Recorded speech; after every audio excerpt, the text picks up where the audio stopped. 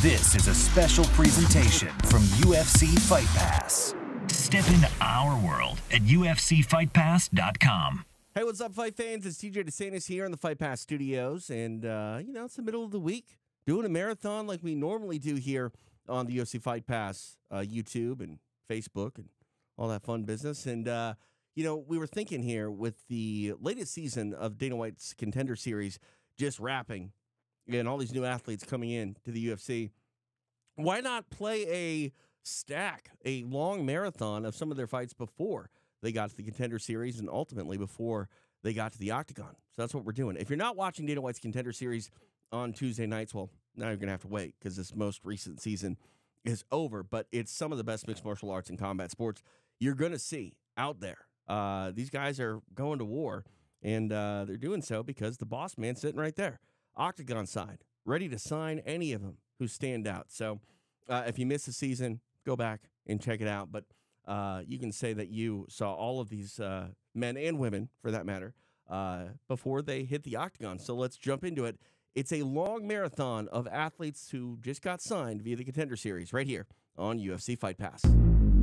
Making his debut, he is 1 year older than Malcolm Wellmaker. Both men stand 5 feet 9 inches tall. There's a 2-inch reach advantage in the corner of Wellmaker. For our official introductions and to get our night started, here is Jeff Houston. Hello, hello, hello.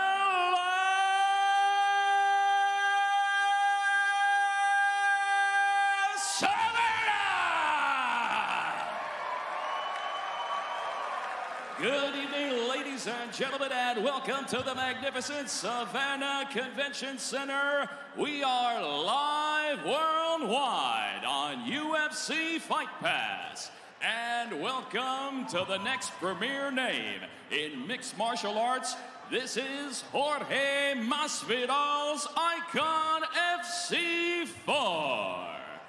Tonight's event is presented by El Recuerdo Mezcal, Lamellos, Breakers, and AlphaDeltaHigh.com.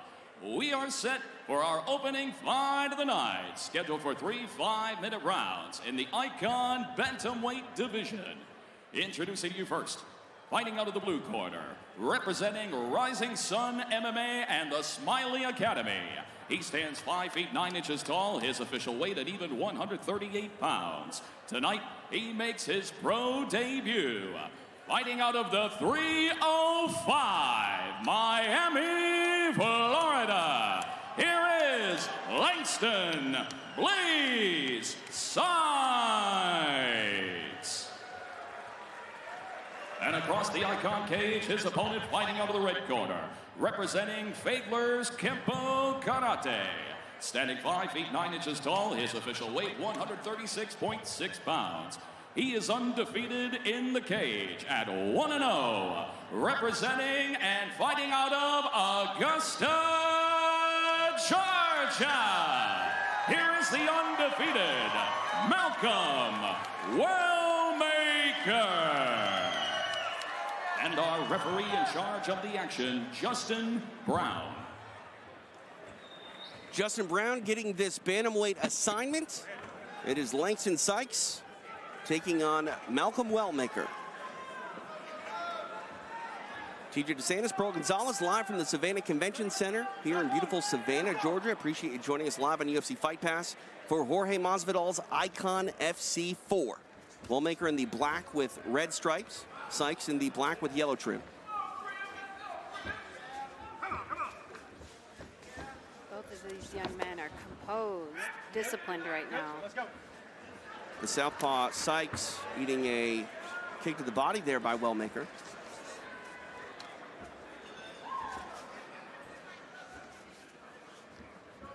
Always interesting when a southpaw takes on an orthodox-based fighter and can open up many different things there that sometimes orthodox fighters aren't always prepared for, depending on how many times they've ran into a southpaw. Absolutely. It's all about the battle of positioning when it's orthodox versus a southpaw. And who can get the better positioning will eventually land the better strikes.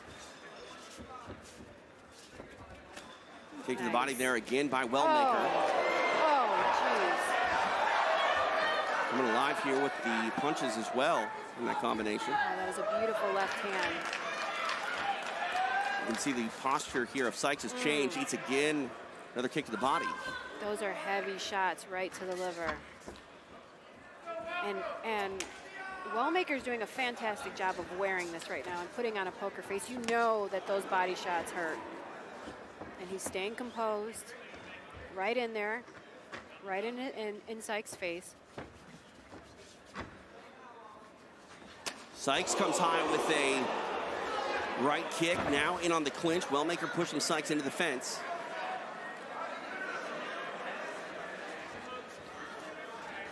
Trying to get this takedown here as Wellmaker. Oh, beautiful job there. Nicely done. Side control here from Malcolm Wellmaker. Looks like someone's bleeding. Trying to get in this crucifix position. Now steps over to the mount, does Wellmaker. Fantastic job. He's got 3 minutes here to work to it in mount. Trying to land some elbows here. Oh, beautiful Sykes job. able to reverse the position back to his feet. Throws a right hand on the break, misses. Did someone's mouthpiece fly out? I think the mouthpiece did. No, it was a wristband. Okay, Nice. Oh, geez, those body shots. Those are vicious. Coming up on the halfway point here of round number 1. Sykes trying to answer with the right hand. Sykes doing a fantastic job of switching stances, and he looks like he can fight in both of these stances extremely well. Big swing and a miss there with a high kick from Wellmaker. Ooh. Oh, that one I think it was a thought it slip. rattled him a little bit, but you're right. I believe it was a slip there. We talked about the composure that Wellmaker wanted to display. He's been in control here. He's been aggressive, but hasn't been too aggressive. Oh, that was hard geez. body kick. Wow. You know, what Wellmaker is doing fantastically is he's catching Sykes on the fade out. That's where he's landing this body shot. So Sykes has to find another exit point. He's got it. Oh my Goodness! Malcolm Wellmaker with a knockout of the year candidate. Oh my God, TJ! You want to talk about an iconic moment? Ladies and gentlemen, let me introduce you to Malcolm Wellmaker. That was vicious. I think I got blood on me. Do I have blood on me? I think you might have blood on you. Yeah. Jesus. Vicious. Sykes is out still. He is right in front of us, and he's out. Malcolm Wellmaker playing up to the crowd, a moment that he is not going to forget anytime soon. Went right up to Masvidal. When we talked to him yesterday, TJ, he told us, Masvidal came up to me and I was so excited. I'm so excited to put on a, look at that. That was vicious. That second shot though, that's what really, really hurt Sykes here. He's still out. Sykes getting some attention here, but tonight belongs to Malcolm Wellmaker. Enjoy the moment, young man. One that he's not going to forget anytime soon. Let me tell you, TJ, it was the body shots that helped him land that vicious knockout. He had vicious body shots to the liver, vicious kicks, a beautiful left hand. I mean, it was just an incredible performance from start to finish. Nice bit of sportsmanship on display as Malcolm Wellmaker goes over to check on Langston Sykes, who was very game. But again, the body shots opened up that knockout. Vicious. And Malcolm Wellmaker again turning in a performance that is going to be on his highlight reel for a very, very long time. Oh yeah, I have blood all over me. It happens. These are the hazards here. I'm wearing white. All right, for the official time of the stoppage, we go to Jeff Houston. Ladies and gentlemen, our referee in charge, Justin Brown, calls a stop to this fight at 3 minutes and 13 seconds into round number 1. For your winner by KO and still undefeated, Malcolm Wellmaker. Ladies and gentlemen, this contest takes place in the Cage Warriors flyweight division and is brought to you by Apex Fightwear. Introducing first, fighting out of the blue corner. He stands 5 feet 5 inches tall. Official weight 125.6 pounds. He is fighting out of Bridgend in Wales and brings with him to the cage a perfect professional record of 1 win. Introducing Ryan Mendez Bogo. standing opposite him in the cage, fighting out of the red corner. He stands 5 feet 4 inches tall.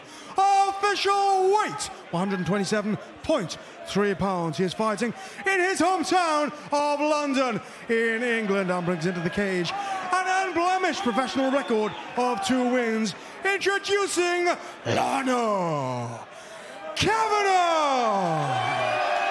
Your referee in charge when the action begins, Mr. Mark Goddard.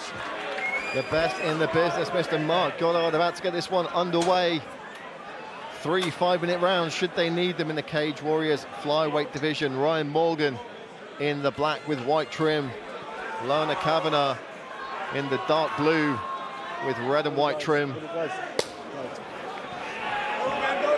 Should point out that Lana Kavanagh did miss weight by 1.3 pounds, but doesn't look like that's going to play too much of a factor into this one, especially with these flyweights. I'm interested to see how these guys open up, given the fact they've both had, you know, big periods of time where they've not been competing. You know, does anxiety play into these opening minutes and, you know, change their decision-making? Both very cautious to start with. Oh! Straight in with a left hand to high kick. Looking to end things early is Lana Kavanagh. See Morgan switched on and fired up now. His eyes are like lasers. Nice trade on that low kick. Kavanagh's hands looking very smooth early as well. Oh, kicks the leg out from underneath his man and straight back on him. Kavanagh looking very confident in these early exchanges. Really powerful low kick that was. And again, straight into the calf. Ryan Morgan answers back with one of his own. We have a cut above the eye of Ryan Morgan already. You can see some swelling in the brow. We'll see if that becomes an issue as this one goes on, but staggers his man there, does Kavanagh. It was a nice long left hook that was. Switches back to orthodox. Out of the way of the spinning techniques. Nice side kick from Kavanagh as well. Don't see that very often. You know, for just a 22-year-old young man as well, looking supremely confident. There's a 14-year age gap between these two guys. I think he's going to try and come over the top with that right hand in a moment. Just faked a little hop in there, did Ryan Morgan. They reset center of the cage. Very difficult to read what Kavanagh's going to do. He's very slick, very fast. And he's mixed up the shots a lot early here, so really difficult for Ryan Morgan to get a bead on his man early on as Kavanagh chops the lower leg that time. And Kavanagh giving nothing away for free. Every time Morgan steps forward to do something, there's a counter to meet it. Oh, spinning kick return. Little smile from Morgan. Oh, and again a kick to the body. Ryan Morgan shook his head no, which usually means the exact opposite. It's a good thing he's been doing his sit-ups. That calf is becoming a consistent target for Kavanagh. And you wonder if that body kick that's landed so well might just flick a few more inches up and come over the top of the guard at some point. Well, that's the question. You know, once he's softened that target, there it is again. Beautiful body shot and a left hook on the end. You're right, Brad. Now he's softened up that target. He can use that as a feint to open up the head target. Oh, spinning back kick. Super slick. Sending Ryan Morgan clattering back into the fence there was Lana Kavanagh. Morgan has had K1 kickboxing experience as well, but the speed and footwork of Kavanagh is really making him very uneasy. Kavanagh told us earlier in the week that he was supposed to fight at the last Cage Warriors event in the UK back in December, and that fell through due to his opponent not being able to compete. So he's been ready to go for some time with this Cage Warriors debut, and he's certainly putting on a performance worthy of that debut here tonight. Look at the swelling on the lead leg of Morgan as well. You can see the bump on the front of his shin bone from the calf kicks.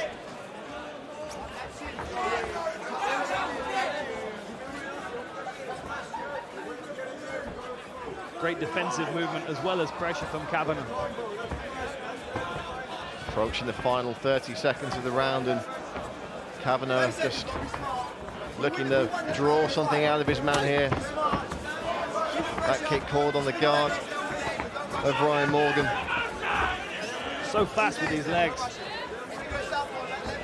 Oh, there it is again. Return from Morgan. Great first round. And that body of Morgan is really striped up. We've seen Morgan try and fake that little jumping knee a couple of times, but it doesn't seem to be working for him. Lorna Kavanagh just seems to be there first in all these exchanges, Dan. Yeah, he's maintaining a really steady pressure whilst at the same time being very, very difficult to hit. Every time Morgan engages, he's throwing a single shot, which is allowing Kavanagh to just shrink away from him and give him enough space to express the technique without it landing on anything. But the pressure that Kavanagh is maintaining with Morgan up against the fence keeps him in range of those powerful body kicks that he's been throwing. A really good first round from Kavanagh. We'll take another look now at some of these beautiful body kicks from Lorna Kavanagh. And as we say, the body of Ryan Morgan really striped up. And a nice left hand there as he switches stance, and again another body kick and a combination behind it. Doesn't let his man rest for a second.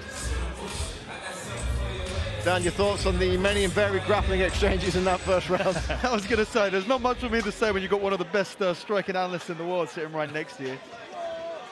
But, you know, one thing that is interesting with this is you've got to wonder if Ryan's going to look to take this fight to the ground. He really does feel like he's getting pieced up quite badly in that first round. Is he going to change the strategy going into the second? You know, trains at the Matt Academy, you know that he's going to have good wrestling, you know he's going to have good grappling. Is he going to try and utilize it? Well, that could be key going forward. You know, is he going to try and change the game plan here, or is there a bit of bravado and a bit of ego going to come into it? And is he going to want to try and beat Lorna Kavanagh at his own game? I mean, he looks incredibly strong. If I was built like that, I would feel like I would be able to muscle my opponents around if I got a hand on them. But I think that's the problem. You know, the distance that Kavanagh is keeping and the way that he's handling that space, he's just not able, Ryan isn't able to get close enough to put hands on him, and that's the problem. I think he's wearing those scramble brand shorts as a way of throwing him off the scent.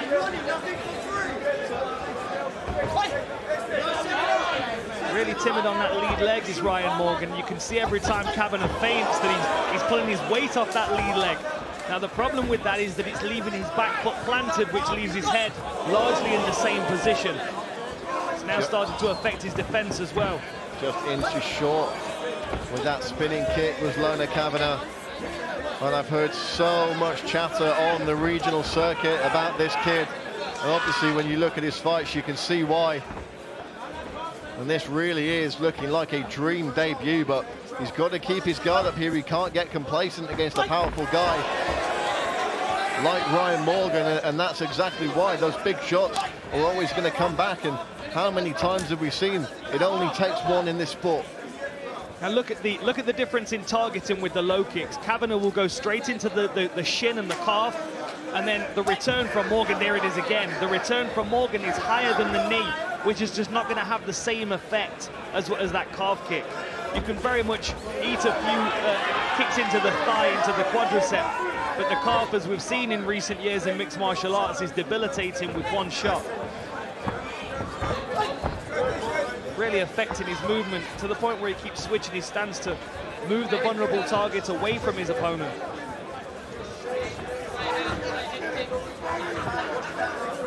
Lorna Kavanagh still looking like he's barely taking a deep breath in this one. Oh, steps in with the elbow there. Very slick that was. Beautiful. We're going to see so much talent coming out of GB Top Team over the next couple of years. It's going to be crazy. I called down to the gym a couple of weeks ago, and what a setup they've got, and the knowledge they've got on the mat, you know, across all the veterans, of course Brad Pickett being the figurehead. It really is going to be a special gym in the next couple of years, we're going to see loads of talent, and I do feel like Kavanagh is a great example of what they have to offer right now. Absolutely, and a couple more examples coming up later on as Kavanagh tries the head kick, a nice left hook, a kick to the body. Oh, and a nice left hand from Ryan Morgan there. Confidence is on the rise here with Kavanagh now. He's using that left hook to the right body kick, setting him up really well, both sides attacked. Oh, and a back kick. Look at the redness on the midsection of Ryan Morgan now. Yeah, when you've got that good of a tan and you can still see the redness, you know it's having an effect.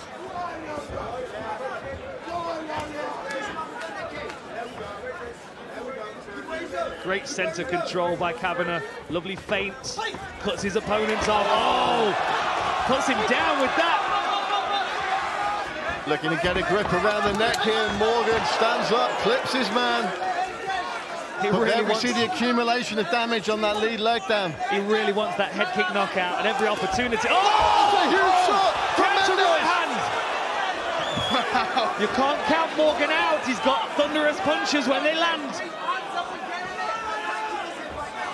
And perhaps just bringing Lorna Kavanagh back to reality for a second here. He's got to stay focused. Good defense on the head kick there by Morgan.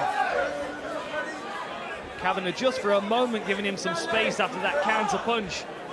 A little bit more respect, but now he's starting to pick up the pressure again. Oh.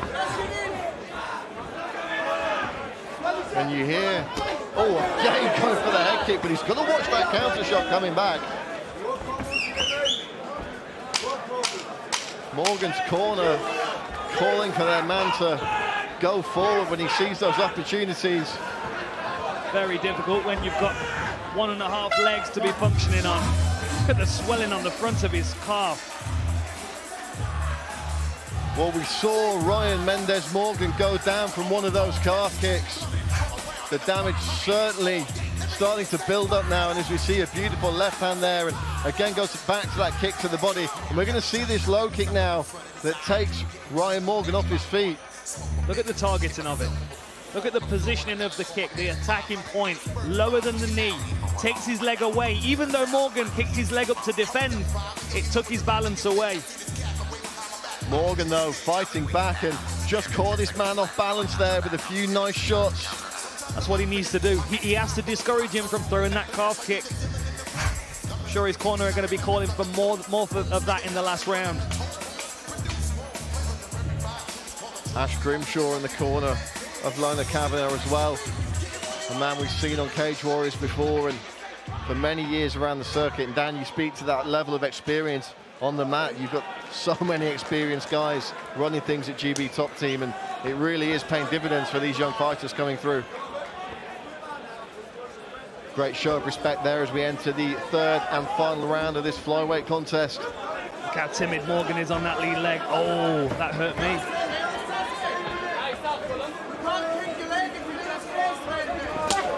Oh, into the body. That got a reaction. You can see his elbows drop after that connection. The corner team, Lu Long, really trying to implore their fighter to push forward when he kicks. They're saying you've got to get in his face. Easier said than done. That was a good shot. That's what we need to see more of from Ryan Morgan. Does he have it in him in this third and final round? Corner calling for him to keep those hands up. They know that leg kick's been teased. The high kick, rather, has been teased one too many times for their liking. Kavanagh's got to be really careful stepping in here because you can see Morgan is holding that left hand cocked, ready to try and crack him with one fight-ending punch. He's got to be so careful and so calculated. He has to use his feints here to try and draw. Oh! Knockout! Unbelievable! Wow, that was beautiful. Wow. Lorna Kavanagh. What a finish. Knocks out Ryan Morgan in the third round. That was a thing of beauty. Just as we thought that Morgan was having some success, drawing his man into that scrap, all of a sudden, it did not go well for him. it didn't. You know, he caught him perfectly as he overcommitted. A really calculated and well-balanced performance from Kavanagh, who picked his opportunities. He saw that there was an opportunity to catch his opponent there. Had been landing relatively, you know, relatively, I've lost my word. What's the word I'm looking for? Basically, whenever he liked, he was peppering him whenever he liked. He was landing a variety of different shots. He was working to the body, to the lead leg. He was working that left hook and the snapping right hand as well. Beautiful work, so well measured. The offense was so varied, you never knew when that power shot was coming from. Was it going to be a punch? Was it going to be a head kick? Or was he going to go to the liver? And it was just too much for Ryan Morgan to work out in the end. And Morgan just being helped onto his stool now with our medical team, of course. Fighter safety an absolute priority here at Cage Warriors before we move on with proceedings. But it does look like Ryan Morgan's okay. They're just taking a bit of oxygen on his stool. Let's take a look at some of the replays of the finish of this fight, Dan. Look how he's just hanging, waiting. Oh, that was a beautiful straight right on the chin. And you can see how he kind of teased the exchange. You see how he lunged in with his right hand, pulled away as Morgan went to engage, and then stepped in with a quick 1-2. Reminds me a lot of Kelvin Gastelum against Michael Bisping. Pulled the punch and then stepped straight back in with a 1-2, clean on the chin. We see the corner here. There's Ash Grimshaw. A very reserved celebration there, but I'm sure he's going mad inside his head. I think he knew what was coming, that's why. Well, Ryan Morgan has made his way out of the cage under his own power now. So all that remains is to throw this one to our MC in the cage, Mr. Hal Chaplin, to make it official.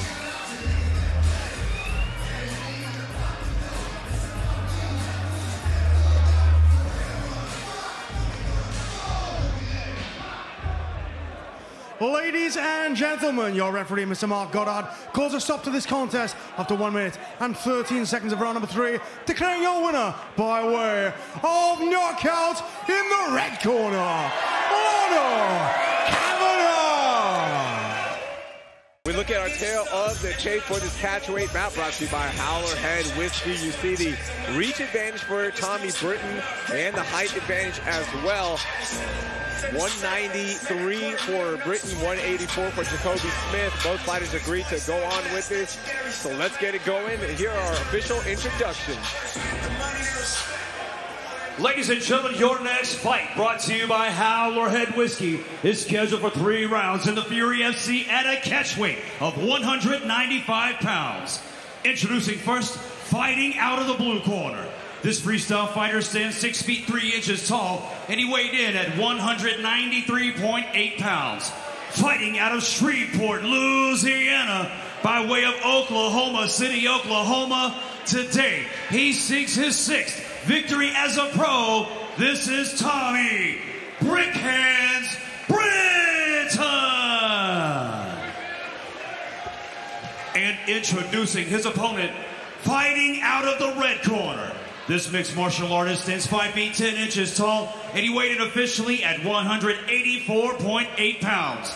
Fighting out of San Jose, California, by way of Muskogee, Oklahoma, he holds a perfect record as a pro, 3 wins, no losses. This is Jacoby Smith. Your referee in charge of the action, Jeff Rexroad. Tommy Britton getting his first win earlier this year in August with that KO of Chris Herrera. Blue gloves for Britton, red for Smith. Tommy Britton, so unorthodox, such a tough opponent. Oh, a big uppercut there from Jacoby Smith. And now he's unloading and goes to that wrestling. And this is where Britton is so good. He does not stop. Big punches now from Jacoby Smith. Oh, man, another left. Big slam. And this is where Jacoby Smith thrives, in this ground and pound position. You see him elevating those legs to try to keep Tommy Britton on his back and on his shoulders, all of his weight on his shoulders, so he can't punch up. But we've seen this out of Tommy Britton several times. This is a hurricane of punches now from Jacoby Smith, just unloading. Britton trying to do everything he can to defend himself. Another big takedown. Another unloading of punches from the top. Is this going to be enough? Jeff Rexroad is getting close. Yeah, Tommy Britton's got to do something. These punches are connecting flush right now from Jacoby Smith. And this is a total dismantling of Tommy Britton by Jacoby Smith right now. Blood everywhere, as you can see on the mat. Yeah, Tommy Britton is hanging on by a thread here. This might be too much if he doesn't have any kind of defense here. Rexroad is getting really close.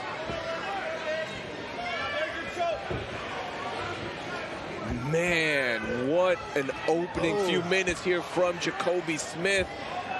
And now Tommy Britton just in a Tommy Britton give a thumbs up there, yeah, Tommy Britton is a wild man.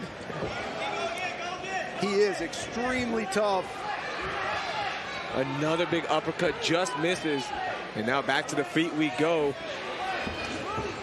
Another flush connect and another takedown there. And big punches raining from the top. Is this going to be it? Rexroad again inching closer. Jacoby Smith, if he just starts unloading some punches, this might be it. Now taking a breath is Jacoby Smith.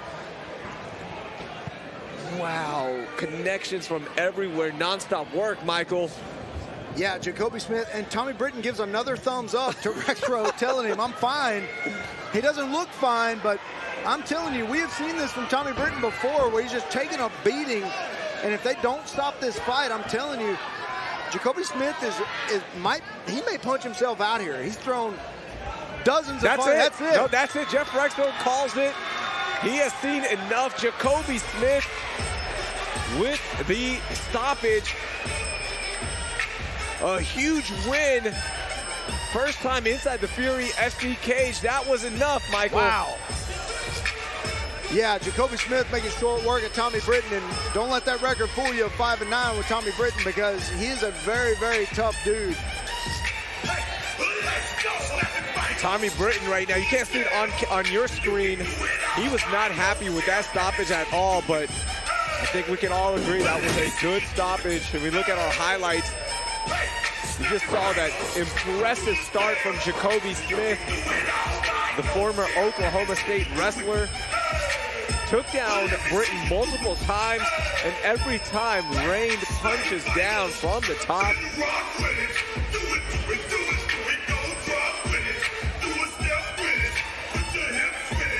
It was non-stop work, and Jeff Rexroad saw enough. There's only so much damage one fighter could take, and I know Britton's not happy with it. But man, that was a flurry of punches. All right, let's go inside to make this official. Ladies and gentlemen, referee Jeff Rexroad calls for a stop to the action. 3 minutes, 6 seconds into the very first round, declaring your winner by TKO, Jacoby Smith. Ladies and gentlemen, we are now set for our feature fight of the night. Scheduled for 3 5-minute rounds in the Icon middleweight division. Introducing to you first, fighting out of the blue corner, representing Battle-Born Brazilian Jiu-Jitsu and MMA. He stands 5 feet 10 inches tall. His official weight, 185.4 pounds. His pro record consists of 1 victory opposite a single defeat. Fighting out of Greensboro, North Carolina, here is Justin Chocolate Rain Dorsey. And across the Icon cage, his opponent, fighting out of the red corner. He is a wrestler. He stands 5 feet 7 inches tall. His official weight, 186.7 pounds. He is undefeated inside the steel at 2-0. Representing Agogi Combatives, fighting out of Chattanooga, Tennessee, here is the undefeated Torres, the Punisher, Finney. And our referee in charge of the action, Jimmy Neely. Jimmy Neely getting this middleweight assignment.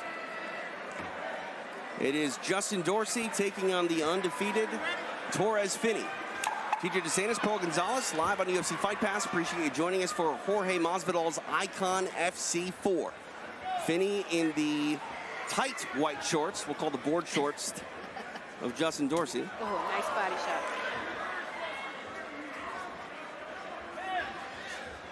Dorsey doing a great job here at utilizing his lateral movement. Oh, geez. Vertical movement there by Torres Finney as he slams Dorsey down into the mat. Half guard here for Finney. Finney looks strong. Looks like the referee is going to jump in there. Maybe some question about the legality of the elbows. I'm not exactly sure what is going on here. There was a takedown, and we saw. So the referee brings in the doctor here. Doctor taking a look here. And, okay, so he's going to say that those elbows were to the back of the head. Very stern warning to Justin Dorsey. And we're going to get a restart here on the floor. Interesting, the referee took that drastic of an action to issue the warning. He must have thought that Finney was hurt worse than he was, but back underway here in half guard. That was very interesting. Dorsey here needs to get an underhook here. He's grabbing around the head, but he's almost holding Finney in place by doing this and grabbing over the head. He's got to fish for an underhook. He's doing a great job of being on one hip here and not allowing for Finney to keep him flat on the canvas, but he does need to get an underhook if he wants to get up. Got that right arm of Dorsey isolated as Finney, so we'll see if he can try to attack now with his left hand. And it's a fantastic control for this position for him. And look, he's creating some space here to land some big strikes.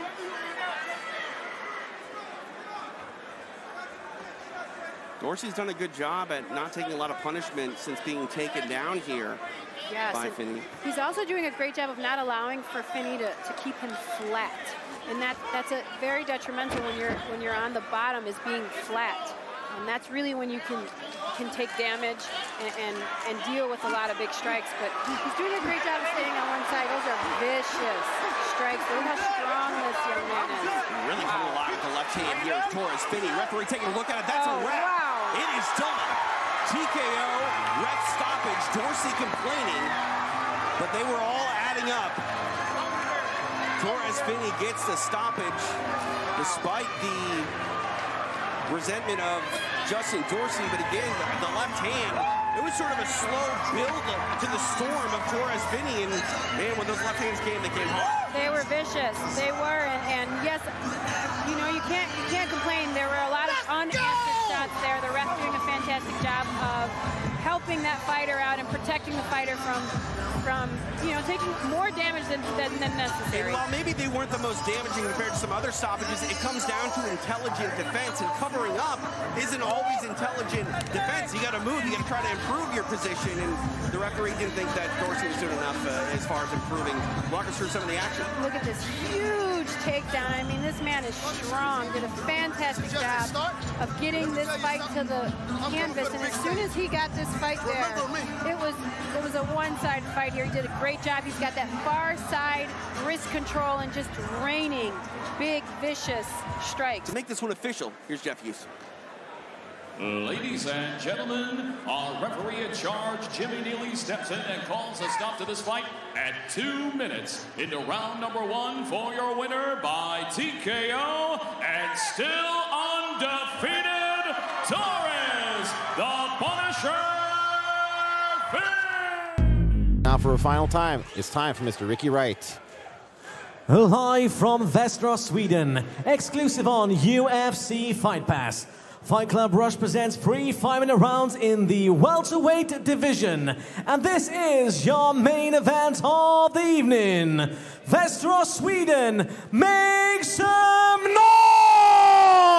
noise! Introducing first in the blue corner with a record of 6 wins and 3 defeats. Weighing in at 77.2 kilograms. Fighting out of Finland, Tony Lampinen! And his opponent in the red corner with a record of 8 wins and 2 defeats. Weighing in at 77.6 kilograms. Representing Sweden from right here in Västerås, Andreas Payne Gustafsson.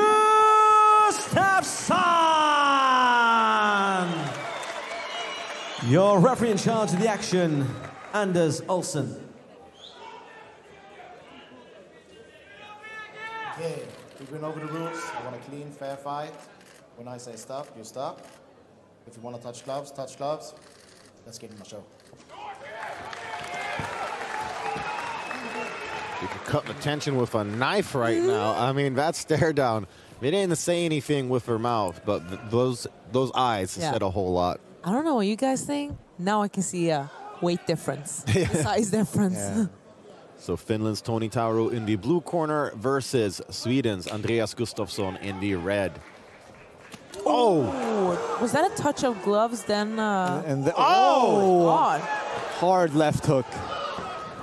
Bane in typical Bane fashion, moving just like a bulldozer right forward. I mean, he's got one gear and it's full speed pretty much. Full speed forward into violence and destruction. A cut. Yeah, Lampinen is cut already. It's a record of time, that cut. Lampinen back up to his feet.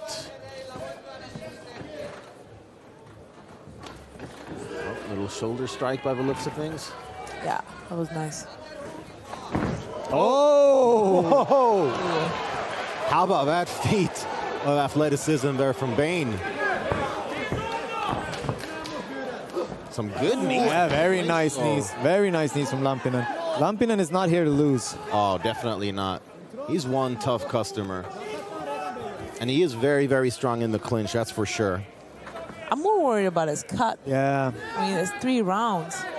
Yeah, so annoying to get like a cut like first 10 seconds. Yeah. To deal with that for the rest of the fight. It'll be an uphill battle for sure. Just missed with that elbow, did Bane. A battle for underhooks here. Interesting game plan by Lampinen to not disengage. And like really, he's engaging in the clinch. Well, I think perhaps the cut might be a reason for that. That he, at least now, he knows where he's got Gustafsson, and he can land the knees. He knows where to do that. I think maybe at distance he might have a tougher time gauging where Gustafsson's at. Maybe trying to get Gustafsson really, really tired there and then go out. Yeah. In the distance.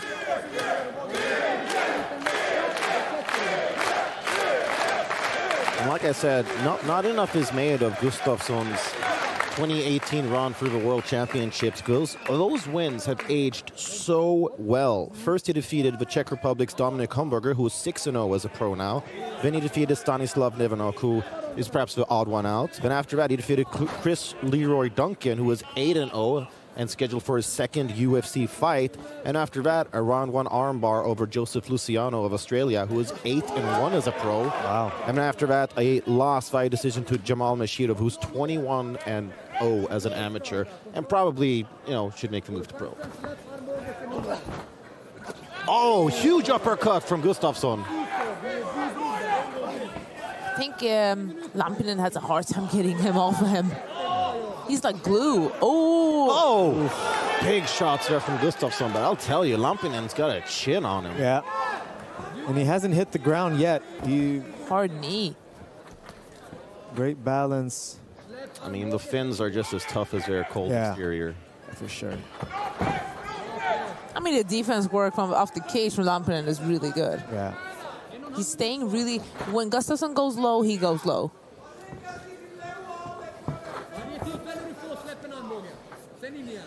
Oh! That elbow connected. Oh! Oh! Now he's mad. Now he's mad. Oh! That might be it. Lampinen goes down. Gustafsson all over him. But Lampinen back up. Oh, that elbow pissed him off. Oh! Oh my God. How is Lampinen back on his feet? Oh my God. I thought it was over. Lampinen landed a nasty elbow and Gustafsson woke up. Yeah. He went Hulk smash mode after that. Oh, he got mad. I am so impressed by the resilience of Lampinen, though. Ooh! Ooh. Hard punches from both of them. Well, that was a nice knee to the body, though, from Lampinen. Yeah, wow. Another one. Gustafsson trying to get those double underhooks, but Lampinen making it tough for him.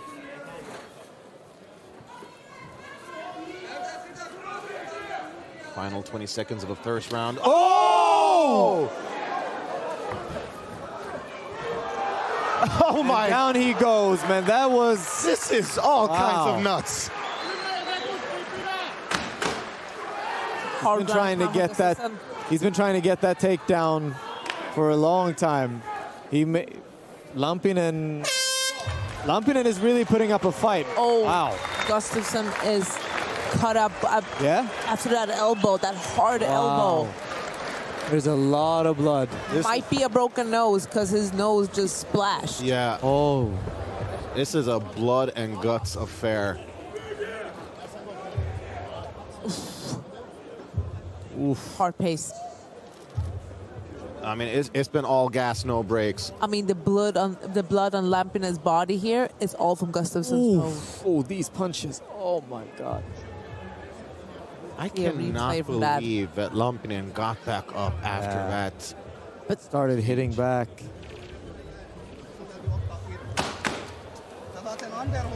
Man.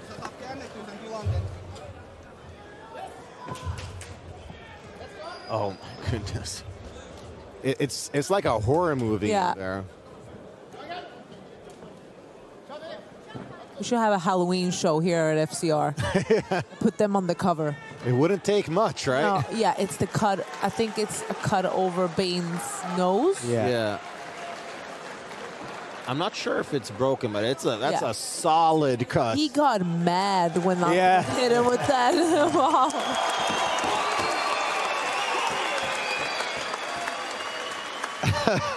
Hey, real recognize real, right? For sure. For sure. Referee Anders Taxiolson is going to be covered in blood after this.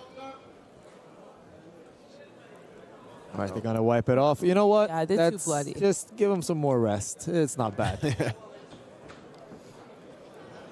What a way to pick it up after that co-main event. Oh, absolutely. Is that a...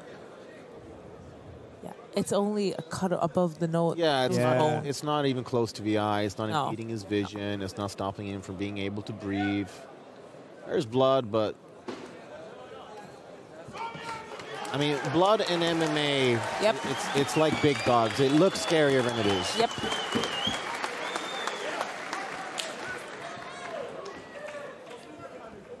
Ooh!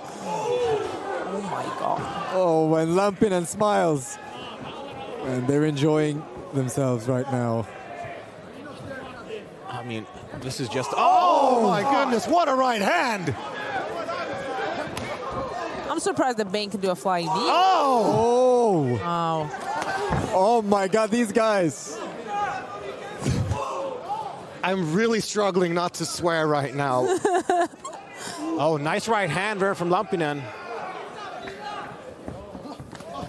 Nice jab from Lampinen. Oh, the nose of Bane. Yeah. Oh, mouthpiece is out. Mouthpiece is out.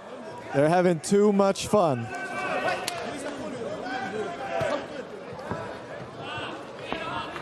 The blood is disturbing Bane a bit, but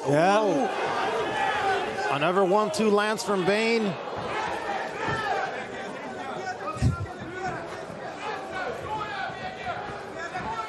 Oh, what a fight. I mean, they are just coated with each other's blood. This is like a horror movie in here right now. This is like a Saw sequel. Yeah, I mean, the nose of Bane is probably going to get checked out because the blood is really coming out of the nose here. Well, bloody as FCR fight. Oh, wow. Yes. Wow. Wow, okay. That's a lot of blood. Something opened up here. Oh, oh, I hope he doesn't blow his nose. No, he can't. Don't blow your nose. Yeah, bloodiest fight in FCR history for sure. Yeah. Need to take a picture of the...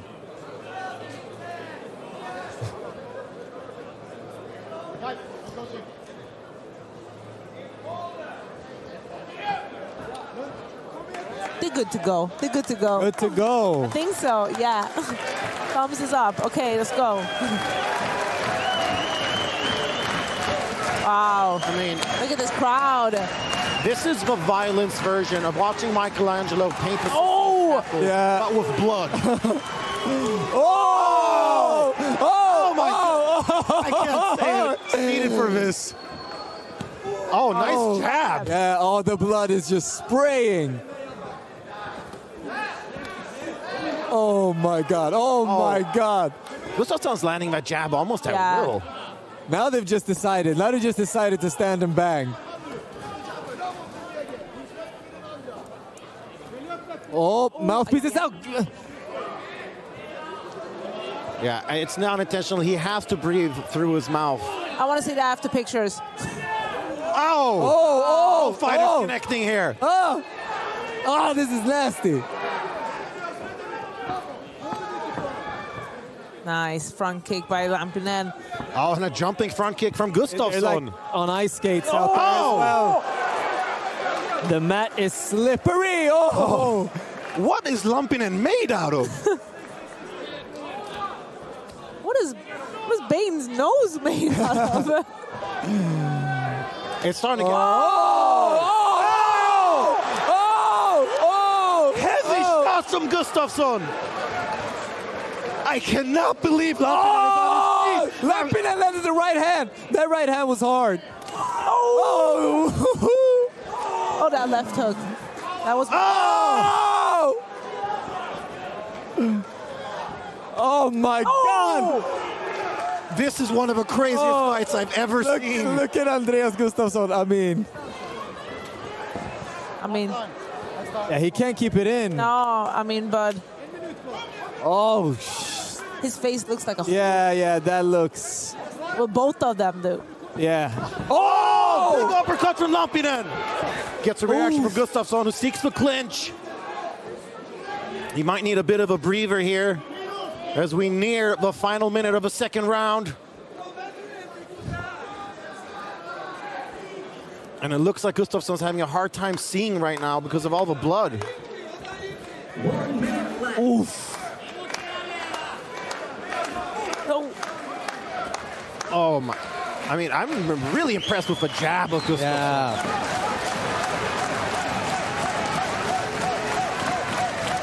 I mean, people in here are losing their minds right now. Oh, another big uppercut!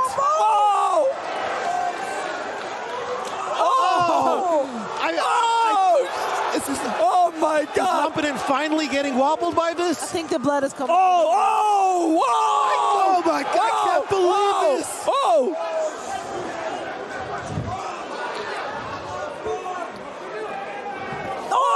Lampinen connects with the right hand. Oh shit! Knee in the clinch from Gustafsson. Another big right hand from the Swede. Lampinen's going down. He can't take it anymore. Gustafsson does it! The bloodiest fight in Swedish history, and he gets it done in the second round! Oh my goodness! That was absolute carnage. Fight I've ever seen. Bro, what just happened? Oh my God. And referee Anders Olsson is splattered with both of their blood. Wow. Oh my. Wow. I'm at a loss for words. That was insane. That one goes to the FCR history of the bloodiest fight ever. For sure. Well, the bloodiest fight. This could even be compared to the Cage Warriors fight we saw between Dalby. Yeah, Dalby and Ross Houston. And Ross Houston. That is crazy. God damn, that was intense. That was just a roller coaster of unbridled violence. Wow. Andreas Bane Gustafsson is the scariest welterweight in all of Sweden after this. I mean, the support here from everybody. Yeah. I mean, they're covered in blood. Whole arena erupted. Now it's time for Sebastian Vettel Martinez to get some blood on him. We're gonna get these fighters. I really hope Gustafsson gives him a big hug. Oh, yeah. A huge hug. Wow. Well, as soon as we're ready, we're gonna get the final announcement from Tricky Ricky Wright. Let's hear it from. Oh my! Wow, yeah, I gotta move away. I'm gonna move. I don't want to. I'm gonna move away.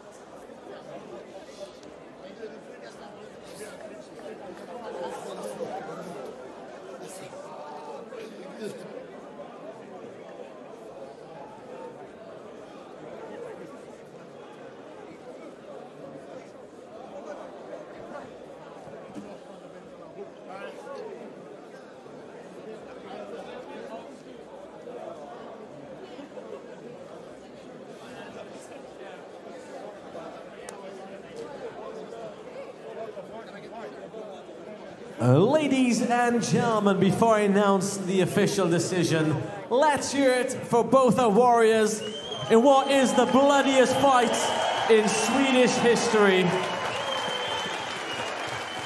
Both men put it all on the line in tonight's main event. Ladies and gentlemen, referee Anders Olsson calls to stop the action at 4 minutes and 38 seconds of round number 2. For your winner by TKO, Andreas Bane Gustafsson.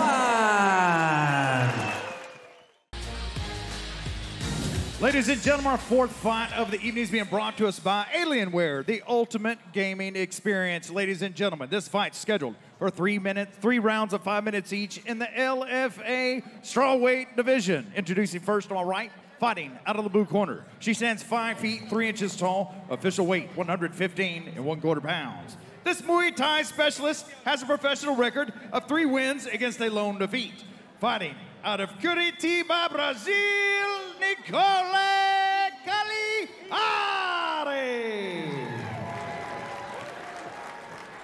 And across the cage on my left, fighting out of the red corner. She stands 5 feet 5 inches tall, official weight perfect 116 pounds. This karate stylist holds a professional record of 2 wins against a single defeat. Fighting out of Houston, Texas, Itzel Escobar. Referee to give final instructions, JJ Ferraro. Okay, ladies, we know the rules. Give me a clean, fair fight. Protect yourself at all times and always obey my commands. Touch gloves and good luck.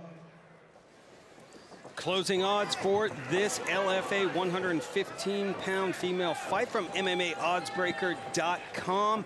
This was even earlier in the evening. The money coming in now on Itzel Escobar. She is at minus 170 and Cagliari plus 130. We are underway. Scheduled for 3 5-minute rounds.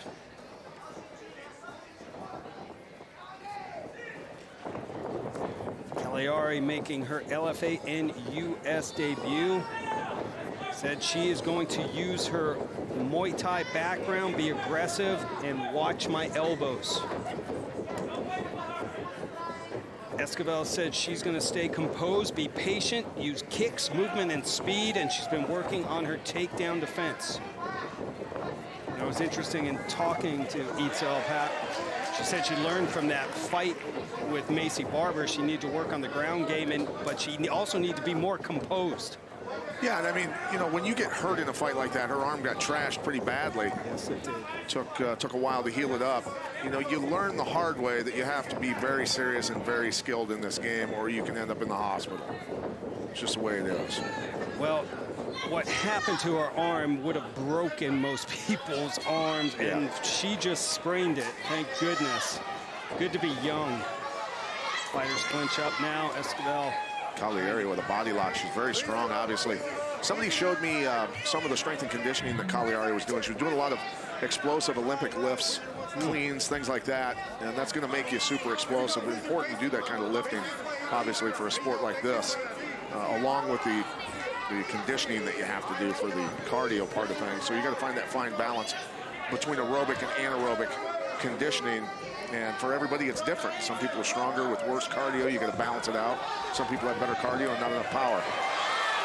Itzel landing some good shots there. Right away, Cagliari goes back to clinch up. Yeah, incredible background already for just being 20 years old. Purple belt karate, blue belt in BJJ, the Muay Thai we just spoke about, world karate champion at age 15. Obviously stopped doing karate probably and started doing Muay Thai at that point. That's why she's still a purple belt. Dad trained in karate. Really got her into the combat sports world for self-defense, which is always a great idea, but Cagliari just loved it so much. She's looking to make this her profession.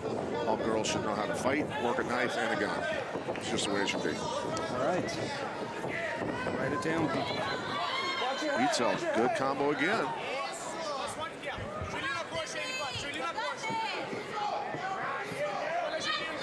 Oh boy. What a toss. That showed the strength. She ate a couple elbows there. Now she's giving them back. Itzel got to move her hips, get out. Oh, and wow. Quick transition. Leg lock attempt here. Esquivel grabbing the leg, looking for a submission. Knee bar, now missed it. Cagliari escapes some trouble.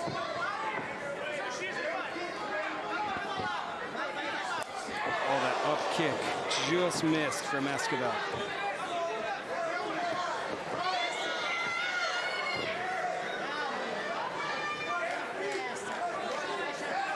Smart, locking the legs around her. Nice reversal. Great escape from Esquivel. We are back on our feet. Cagliari's eyes black and swelling. Esquivel does have that power. Both her wins coming by way of submission, but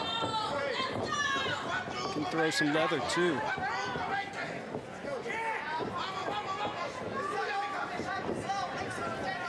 Oof.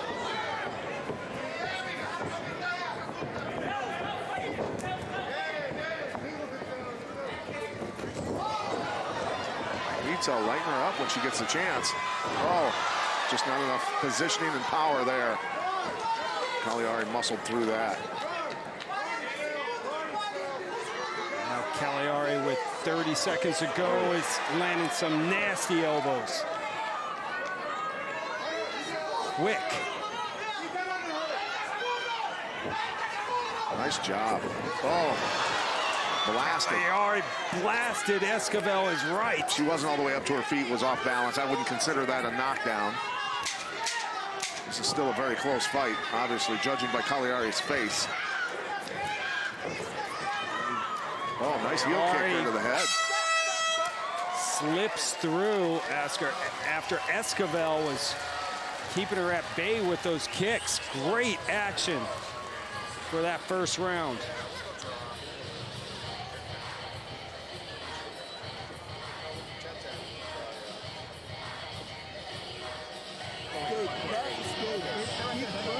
Esquivel getting instruction from her corner. Comes into this fight number 5 ranked female. And Cagliari's corner taking care of that eye. Back and forth, cats and dog kind of fight right here. Itzel getting off on her, and then the head clash. And then watch the strength here of Cagliari. Here, she's just forcing that knee through, wedging it through, and then the leg lock attempt by Itzel. She ends up going to a knee bar, stretching it, wasn't able to finish, and there's Cagliari blasting Itzel as she was getting up. Good competitive first round between these two. Tough first round to score, and I like it. 10-10 rounds. Back and forth. I don't call it many times. But You rarely see the 10-10 draw. Close. Round 2. I think you do it more than anyone in the MMA world, and I appreciate that because it should be used more often. You think? Absolutely. Okay. I'm giving you props, man. You gave me that look. You know he's got that look, people. All right, round number 2. Cagliari and Esquivel putting on a show here so far in Houston.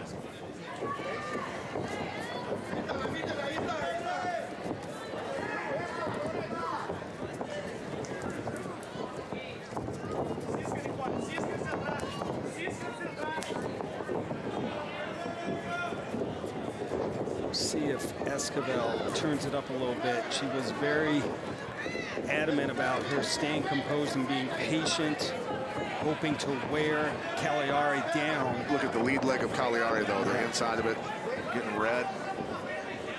Itzel's picking at it. Big overhand right just misses from Esquivel. Oh, nice. Right, comes in. Side kick to a spinning back fist by Itzel. Two very talented fighters. Cagliari just throwing as she's coming in. Punches and bunches. Esquivel's catching her. But the thing is Cagliari has some knockouts, and at 115 pounds for the ladies, that's kind of rare, to be honest with you. They're obviously very small people. And to have that kind of power to knock people out. So Itzel Esquivel is going to have to be a little careful. Gotta watch those knees, too. She's front headlocking her down into that position, just powering her down there to the knees. Showing how strong she really is. And it's crazy to see this power from Cagliari. Well, Itzel, meetings yesterday, she looked tiny. Win, lose, or draw, Itzel is going to come out of this fight and say, okay, I need to get stronger, too. She's got great technique, but going to have to get stronger. Both wins for Esquivel coming by way of armbar. Oh, Cagliari. Landed hard on that. Yes, she did.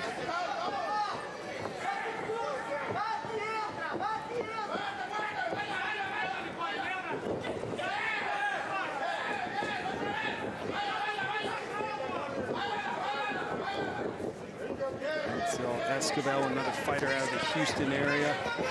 Fortunately, her house was not damaged by Hurricane Harvey. Their gym actually used their monster truck that's out there to promote the gym to actually help people get out of some difficult situations. Yeah, they just loaned it out. How about that? Let them, yeah, just take it and go rescue people. Pretty cool. Very cool. It's Paradigm MMA.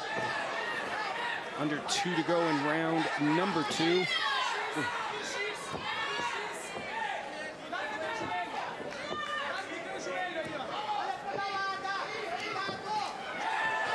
Esquivel. Knee on belly there. Crazy. Taking an arm. She tried to spin and take the arm. Pretty high-level move for a blue belt.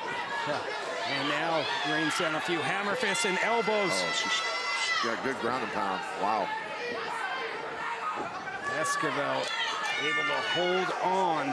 She's got the arm trapped also with the other knee. Another nasty elbows. Yeah. Raining down shots. Esquivel in some trouble. Yeah.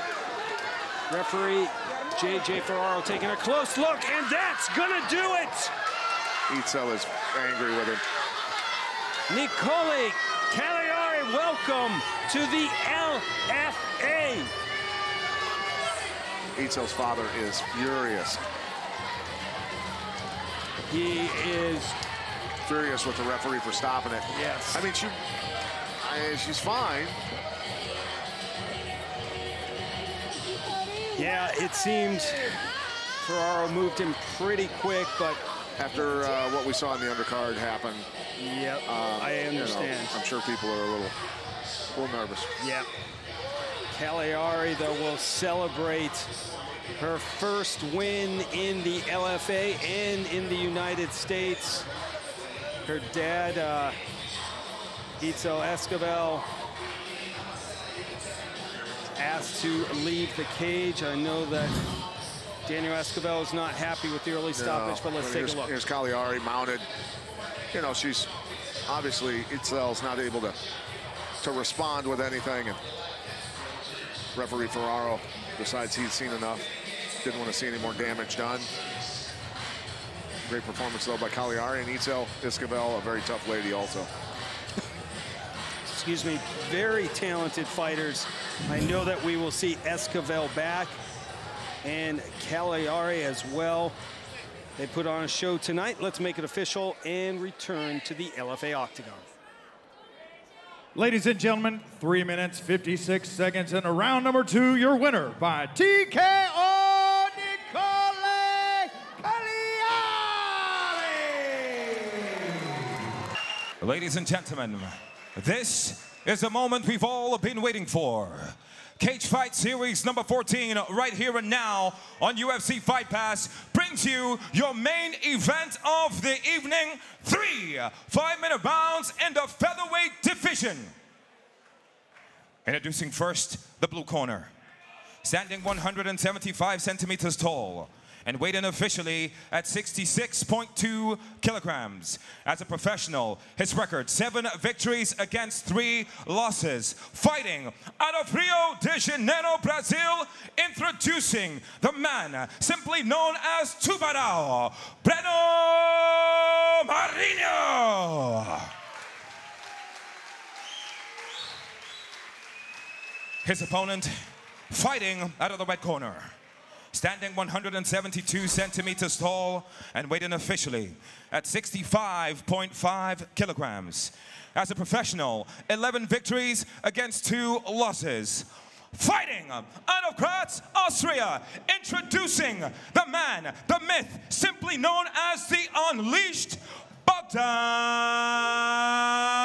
Grad.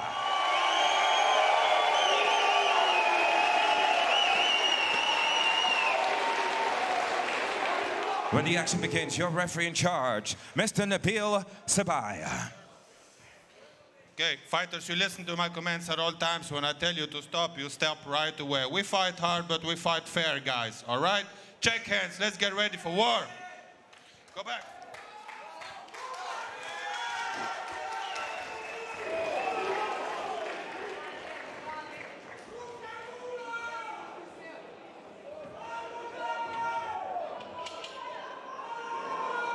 Here we go. Featherweight, main event of the evening. Just after seeing a featherweight title, the fighters enter the center of the cage right away. They touch hands and off they go. Bogdan Grad, the local favorite, versus Breno Marinho, Tubarão. Great first low kick from Marinho. Man, Luca, this fight I've been waiting for all night. Main event, featherweight, as you said, Tubarão versus the Unleashed. It's anybody's game for the taking tonight, Luca. What do you think? Who do you think stands a better chance of taking home glory tonight? Look, I don't want to pronounce myself on this, buddy. I think this is a spectacular matchup. We see Marinho, a very experienced fighter. He's coming off 8 wins in his last 10. He's a jiu-jitsu black belt. He's coming from training and the team of Felipe Oliveira, who also just put on a spectacular performance tonight. These guys are animals, you know. And Bogdan himself, of course, now defending this takedown from Marinho, who is very dangerous on the ground, and Bogdan is looking to not accept this instead, but instead he looks comfortable with the guillotine on Marinho. Very calm, not phased. He knows what he's doing. He's strong, he's ready. Right now, Bogdan keeping his feet or his left foot, how he can, on Marinho's hip to keep him at bay and at a distance. Marinho trying to walk Bogdan towards the cage and trying to beat the hooks in order to pass the guard of Grad. But we've seen Grad on the ground, it's no joke. Brown belt in jiu-jitsu. But even that doesn't actually really display or say the true skill of Bogdan Grad, to be fair. Absolutely.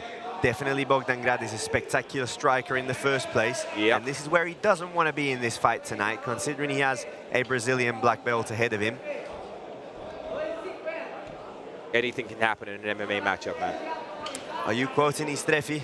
I am quoting Istrefi, absolutely. Great champion. Wow, Marinho taking his time talking to his corner.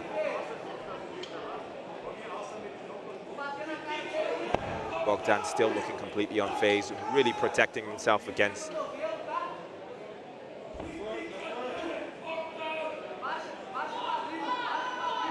Marinho's attempt to pass guard. Yeah, it looks like Bogdan looked at his corner when he was taken down, and he, ooh. Great upward kick. Here we go. Wow, Bogdan has those heavy hands on the bottom. You know what? He's done damage from there before. 100%. Omoplata, one of Bogdan's favorite submissions. Now he's looking for the sweep. Keeping guard once again. Marinho's doing a very good job at keeping control, but Bogdan stays dangerous. Absolutely stays dangerous. Never underestimate the power of a striker who's also phenomenal at jiu-jitsu. Indeed, the thing with Bogdan is that he's so athletic, generally. Yeah. His hips are obviously spectacular in striking. You know, you see the variety of kicks he can throw. But on the ground, you see how he can quickly switch from an omoplata to a sweep to a triangle. And he does it very explosively. So he's a very, very dangerous grappler as well on the ground. Plus, his hands seem like they're made of steel, you know? He's got really hard hands. So he makes your jiu-jitsu game a bit difficult. He's landing from the bottom here. He's looking for this omoplata. It's hard to get it, but it seems like he's in there. Oh. However, Marinho has used that to pass the guard. Engage side control. He's trying to go for a full mount now. But Bogdan once again. Bogdan recovering guard. Yep. Wow. Good job from Bogdan, reversing the position. Now trying to use the last 50 seconds of the round, probably to do some Bogdan Grad type of damage.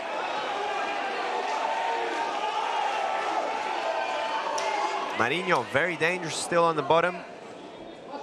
Bogdan probably going to land some elbows from there, and indeed we see one right on the head of Marinho. Bogdan trying, of course, to make some damage back. In the art of war, Sun Tzu says something along the lines of make sure that if you hurt your opponent, you finish him. Because if you hurt them and they can then get you back, they are going to be wild. Absolutely. Great job from Bogdan Grad, reversing the position. First round is over. Close first round. Marinho had more control. I think probably it goes in his direction, but Bogdan did a great job. He's shown himself and everybody else that on the ground he can handle a Brazilian black belt. Well, now, you see, Lucas, I saw that a little bit different to you, right? I saw that as, yes, I mean, you were right. Marinho looked like he had more control, but Bogdan wasn't phased. He was still striking, he was still attacking, he was still countering and defending himself against Marinho. So in my opinion, depending on how the judges score it, in my opinion, that round is either an even round or Bogdan just pips it. Indeed. Yeah, if you look at the faces, Bogdan looks a bit less phased, actually. Both coaches, Michael and Gerard Etzel with Bogdan, and Coach Martin from Kampfeest Waden with Marinho. Ready for round two. Bogdan looks in phenomenal shape. Yeah, he's dropped back to 66. You know, his Contender Series bout was at 70. It was a brave jump for him. This is his weight class. Ready?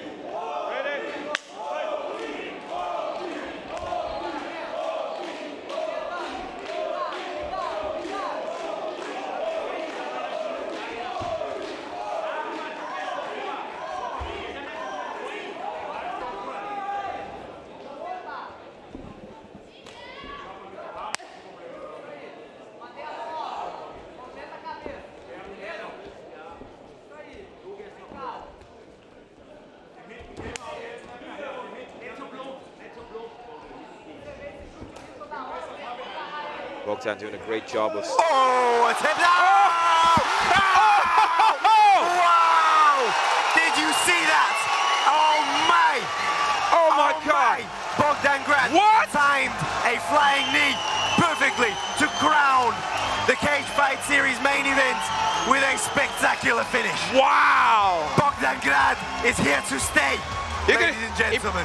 He points to me, he said, I planned for this. I knew this.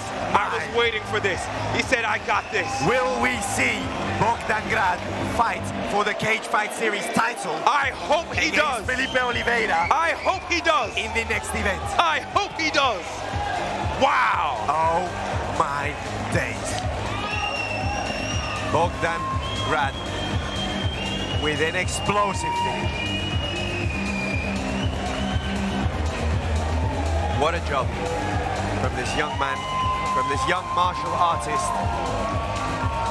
who is looking to show the world that he is here to stay. Here we go with the replay. Bang, right on the money, timed it perfectly, and then finishes him with one last shot of ground and pound. And Nebitsebai steps in right away.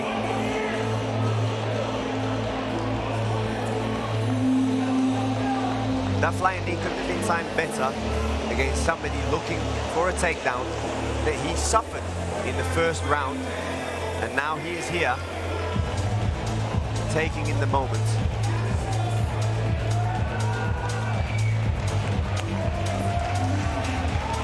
Thanking his opponent.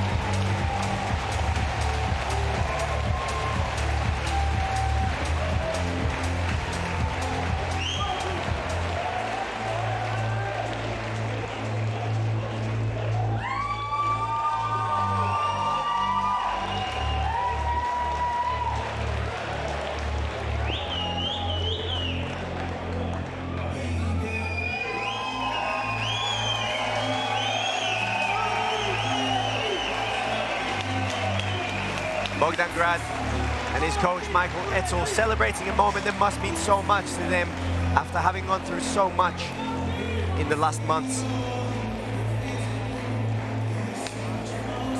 Ladies and gentlemen, huge round of applause for your warriors of the main event. Come on!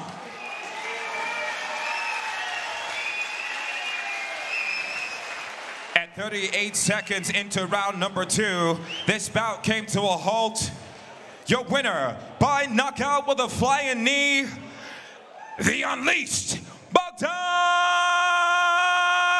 Grad.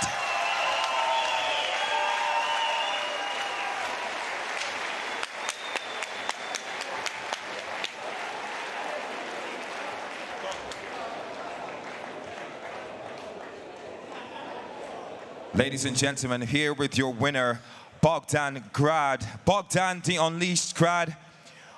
First question, how are you feeling at this very moment? Satisfied. I'm satisfied with the fact that I could use my weapons at them fullest. Absolutely. Tell the fans out there what your game plan was coming into this matchup, and did you think this was going to go all the distance, or did you plan a finish right from the beginning? We are a professional team, and we planned the whole fight. A finish can happen, like that one, because I saw his ducking for the takedown and used it. Yeah. But this was not the game plan. But I'm fine with that. At what moment in that matchup, at what moment when you set up for the flying knee, did you know that that was coming and that was the move that you was going to use to finish your opponent? my coaches told me after the first round, he's trying to take you down fastly. I throw some shit at him, he reacted, and I saw that he will go down with his head. So flying knee, headshot, and after that we know what happened. One thing that we love about you, Bogdan, is the fact is that you are seriously an entertaining fighter, seriously like a phenomenal matchup. The fans love you, the crowd loves you. Obviously, you put that one loss behind you from UFC Contender Series, from Dana White's Contender Series. Now, you've come back in spectacular fashion. Where do you see yourself going from here and this point on? UFC, I'm already in your map. So, you have my phone number. Any final words for the fans out there? I can't explain how much, how thankful I am for everybody that stands behind me, every single one that is here to see me, but especially the close people for me. I love them, and life goes on. Let's go. Ladies and gentlemen, your winner, Bogdan, the Unleashed Crowd. The tape for this bantamweight showdown brought to you by Sheath Underwear. Even on the height, 2-inch reach advantage for Lazoya, the 27-year-old, taking on the first-time Fury fighter, Luis Garule. Here's Wayne for our official introductions. Ladies and gentlemen, the following contest brought to you by SheathUnderwear.com is scheduled for 3 rounds in the Fury FC Bantamweight division. Introducing first, fighting out of the blue corner. This mixed martial artist stands 5 feet 5 inches tall, and he weighed in officially at 135.4 pounds. Fighting out of Englewood, Colorado, he holds a perfect professional record, 4 wins, no defeats. This is Luis Grim Garule. And introducing his opponent across the cage, fighting out of the red corner. This freestyle fighter stands 5 feet 5 inches tall, and he weighed in at 134.4 pounds. Fighting out of Franklin, Massachusetts, by way of Las Vegas, Nevada, he holds a professional record of 7 wins, 3 losses. This is Carlos Lazoya. Your referee in charge of the action, Kevin Nix. All right, Kevin Nix with the assignment. Blue gloves for Garule, red for Lazoya, and as we expected, Garule comes out stalking his prey. Big left. Yeah, I can tell you Garule is going to do all he can to keep this fight on the feet. He wants to finish Carlos Lazoya, and he's landed a good left hand there. Carlos Lazoya a little off balance. Carlos Lazoya can strike, but undoubtedly wants to get this to the ground. Good clinch work, yeah, good clinch work there from Carlos. Carlos landing a couple of knees there. And Garule, that left hand, he's able to sneak that in there right around the defense of Carlos Lazoya very, very nicely. And he's just popping him, not putting a lot behind it, just popping him. Nice combination there from Carlos Lazoya. Ooh, big left hand, just barely misses. Lazoya trying to make a statement here as well.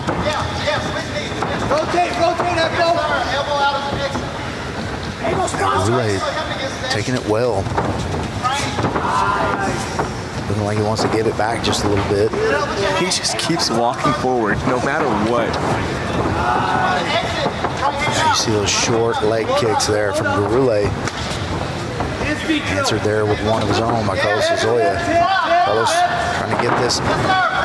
Yeah, Garule trying to stay active and make sure that they don't get settled here on the ground. He does not want to be in the grasp with Carlos Lazoya.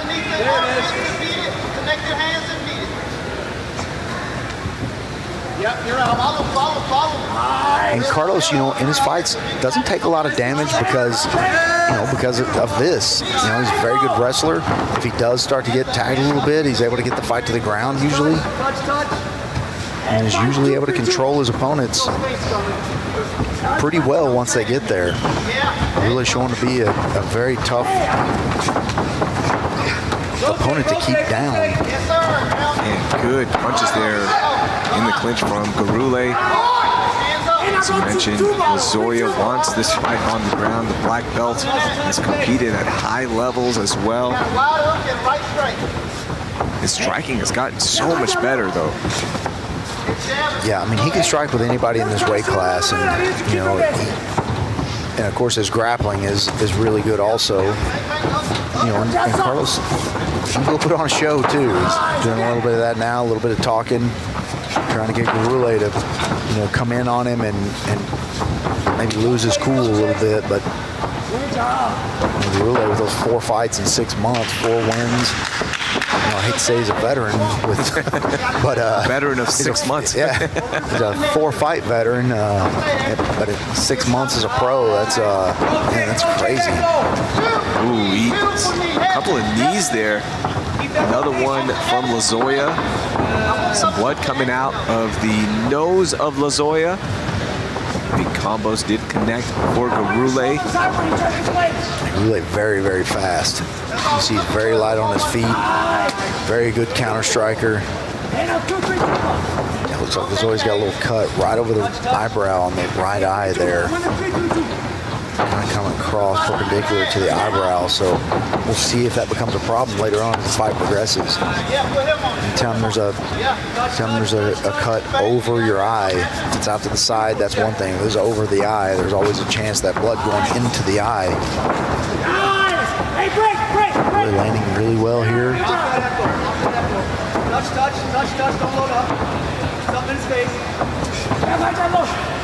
Constant movement. Yeah, and you see Carlos reach up and kind of wipe his eye already. I wonder if that's starting to bother him because that is one of the things that the doctors will stop a fight for. If there's blood going into your eye, they will stop it for that. Nice head movement there.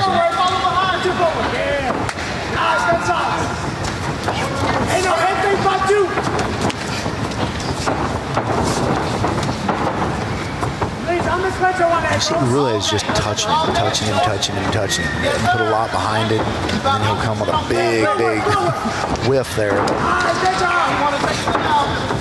Nice takedown there. Not able to do much with it. Probably kind of surprised Carlos Lazoya that he went in for a takedown and wanted to get on the ground with him, but really showing skill-wise, very, very good. All right, we go to round 2. My man, Cutman Joe is going to get a chance to work on this. Yeah, entertaining first round so far. First round was kind of, you know, we thought Carlos was going to try to get this to the ground. Nice clinch work there from Carlos Lazoya, but, you know, nothing landing in particular that, you know, big takedown, big slam down, but Gurule getting right back to his feet and then landing some very effective striking here. Very sneaky left hand, kind of walks into the pocket, you know, gets at funny angles and then has a sneaky left hand that comes right in between the guard of Carlos Lazoya, and you see it split his head open. That's a big cut right there on his forehead, and that's gonna, I mean, he's gonna continue to work on that. Undoubtedly, Gurule knows that cut's there. I mean, it's big and it's right over the eyes, so got to be careful with that. We'll keep an eye on that, but Gurule doing a good job of doing a little damage to Carlos Lazoya there. I like that. Oklahoma, they didn't even send the doctor out to even look at it. They're like, let's go. I like it. Yeah, they'll do a Zoom meeting with the doctor if they need it. You see good head movement from Gurule, and Lazoya's still landing. Man, just nothing seems to affect Gurule in his approach to striking. I mean, he is constantly moving forward. Luis Grim, Gurule 4-0, trying to get a big statement win. Maybe he catches somebody's eyes. Yeah, Guruley's got to be careful not to be focused on that cut. He's got to be careful not to try to keep punching that cut. Just, you know, keep striking the way you've been striking. You know, don't. It looks like he's aiming for it a little bit, and you know, and big body shot there. Yeah, he's doing a great job in mixing up his striking, but make sure he stays focused on the big picture. Of course, Carlos aware that that cut is there, and that he cannot keep taking damage like that.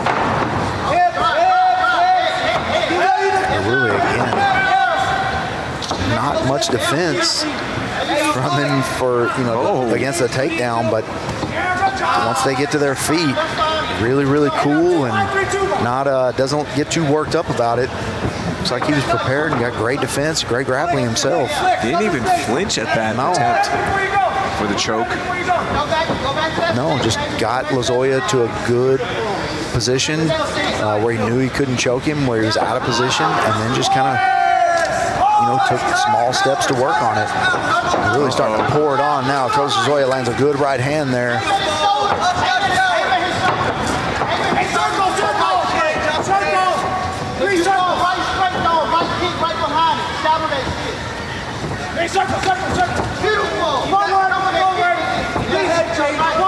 Really landing nicely here. You know, good head movement, good boxing. His confidence is there. Doesn't seem to be using any cardio at all. Loading up. Get ready for feint. Set it up, though. Feint it, though. Feint it now. Yeah, yeah. Lozoya with a nice low leg kick there. Tried it again and really made him pay. By the way, got some breaking news for you. Cam Smotherman going to Contender Series. All right, there's another one. Going to get his opportunity to fight in the UFC at the Apex, and man, the hits keep coming for Hill. Zach Reese, Josh Van. We saw Diego Lopez last night make his UFC debut on 5 days' notice against an undefeated absolute phenom, and took him the distance and almost beat him a couple of times. I mean, Diego is going to be a force in that weight class. Diego is a stud. Diego got fight of the night bonus and got his win bonus as well. Man, that's great for Diego. You know, I called the fight at the Dana White looking for a fight, and you could tell that's who they were here to see. And he was 19-1 and ended up losing that fight. Really is starting to turn it on. This striking is starting to hit pretty regularly here. But yeah, Diego Lopez doing it, but Cameron Smotherman, man, he is one of my favorite fighters on the roster. He's one of my favorite fighters to watch overall ever.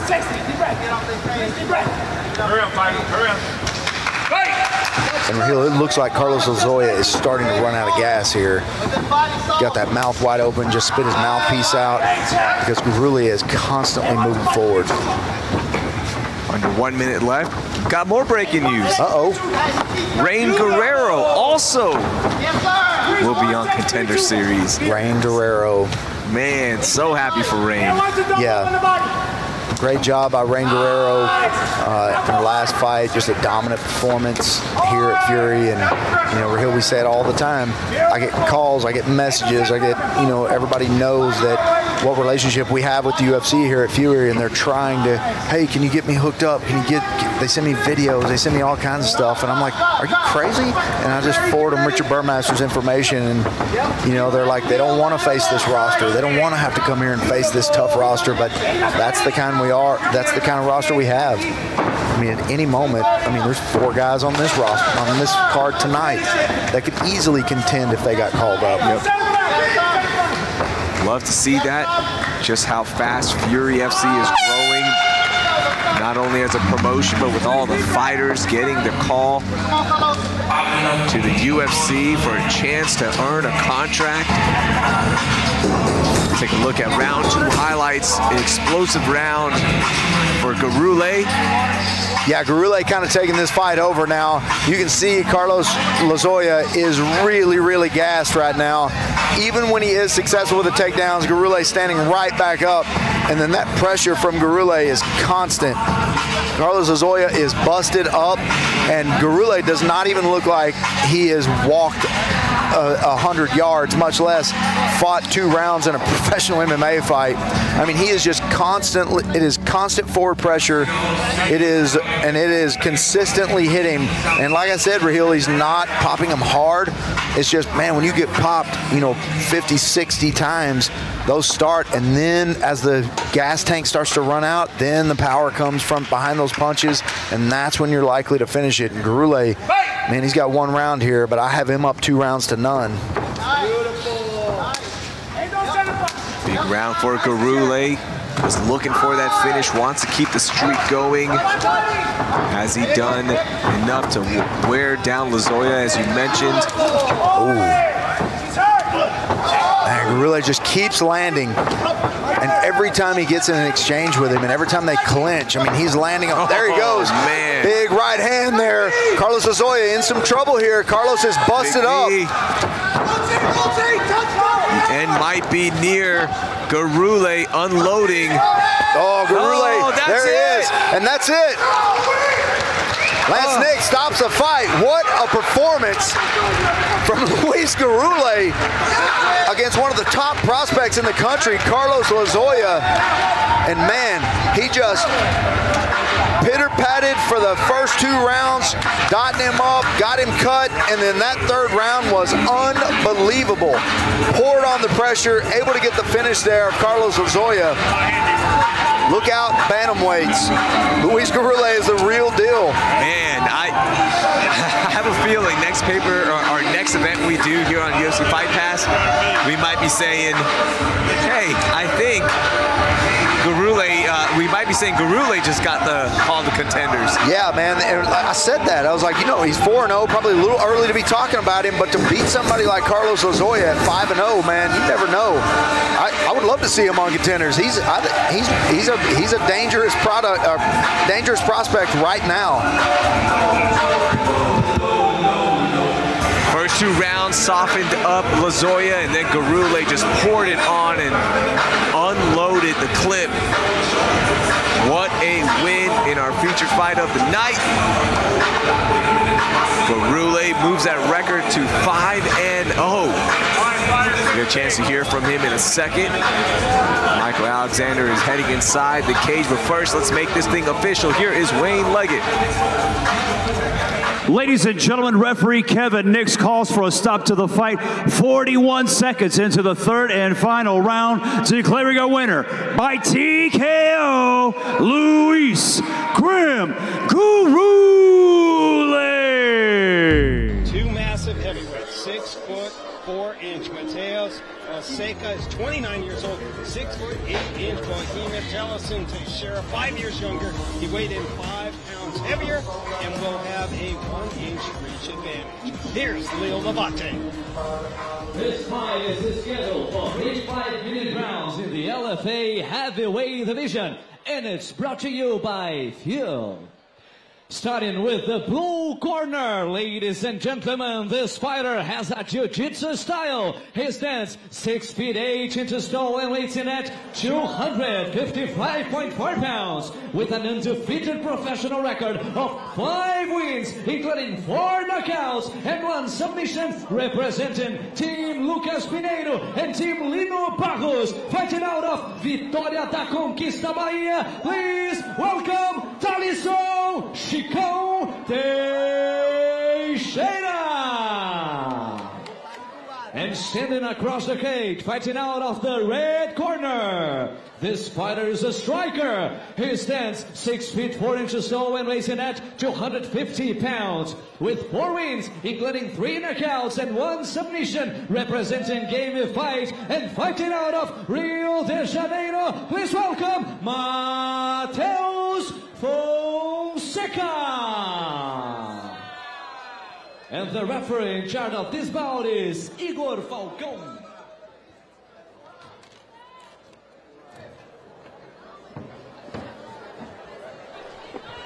You heard Gilbert Burns, do not blink. Two big heavyweights kicking off the action. And let's add a little bit more fuel to the fire. Taliesin Teixeira fighting out of Sao Paulo. Mateus Fonseca, he's fighting out of Rio. So now we get the classic rivalry to go along with this big heavyweight matchup. Another one, Brazil versus Rio. If I'm not wrong, it's 2-0 São Paulo, right? São Paulo's been winning tonight so far. I believe so. So the hometown of Rio de Janeiro to step it up a little bit here. Teixeira come with the fire, you know? Ooh. Teixeira, high kick, and then he follows it up with that long reach. I don't like the face of Fonseca. He looks a little like, oh my God, this guy's strong. Yeah, my guy, you in the fight. This is Fonseca's first fight here in the LFA. Teixeira 1-0. Nice jab from Teixeira. Wow, Teixeira looks super confident, putting crazy pressure, good combinations, body kicks, high kicks, low kicks. Wow. Told you. I hope I don't lose that bet, but I don't think we've seen the third round. You got plenty of time, man. Look at that. The way Teixeira is firing off. Oh, good counter right from Fonseca. Yep. Teixeira trying to build off that explosive LFA debut. Teixeira is doing a good job, but it's too much of a headhunt. That jab, if it goes on the body a little bit, is going to open up a lot more. Doing a good job so far. Switch stance, training a couple kicks. I like the movement. Oh, that was a big one. Now Forcea up against the cage walls, circling out. Fonseca's being smart, you know. He heard that jab. Forcea with that jab. Teixeira knocks him down. Hammer fist, over and out. Wow. Taliesin Teixeira, another first round finish. Wow. His 6th first round finish of his career. Wow. I said it, I don't bet. I just make picks, but I don't bet. But if I was betting, look at that. Wow. Oh my God. What a finish on that first round. Man, it looks very, very good. Teixeira come with the crazy pressure, good attitude, crazy combinations. And bro, look at how he finished. How long that was that? 2 minutes maybe? Wow, that was a statement. I don't know who has the belt now from LFA, but he make a big statement. Champ Hugo Cunha. Oh, Hugo Cunha. I was there when Hugo won. Yes, exactly. I remember that. Look at those high kicks. Look at that combination. So athletic. He was and remember, and it was he's the a black, jab that hurt him. And he was black belt in jiu-jitsu. Yeah. And look at that, look at that. That was maybe either Sanya or maybe Poitin. That was Pereira. Yeah. Wow, look with at that. Light heavyweight champ here in the house in Rio. I think that was a tribute to Alex Pereira. But big win for the 25-year-old Taliesin Teixeira. Suddenly Sao Paulo 25. 3-0. 24? 24. 24 years old. And the size of this guy. Oh my God, and the way he showed up tonight, the guy came with the crazy combinations and got that first round finish. Wow. 6th first round finish. Taliesin Teixeira keeps his spotless record intact. Let's now get the official time from Leo. Referee Igor Falcon has called a stop to the contest at 1 minute and 55 seconds of round number 1, declaring the winner by knockout,